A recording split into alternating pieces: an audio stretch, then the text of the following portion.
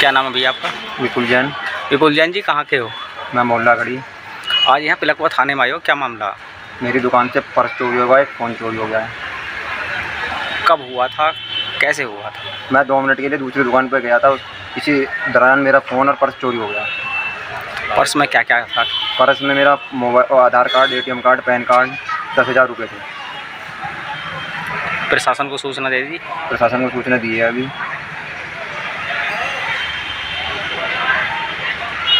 क्या नाम है आपका? मनोज जैन। मनोज जी, कौन सी जगह है ये? ये गांधी रोड है। क्या मामला हुआ आज? बेटा दुकान पर बैठा हुआ था, अंदर मोबाइल रखा हुआ था, पैन कार्ड और आधार कार्ड था उसमें 10,000 रुपये थे। वो किसी दुकान पर सामान लेने गया था, सामने पीछे से किसी ने जो है उठा लिया है। प्रशासन को सूचना दे दी गई है? है जी? प्रशासन को सूचना दे दी? हाँ जी।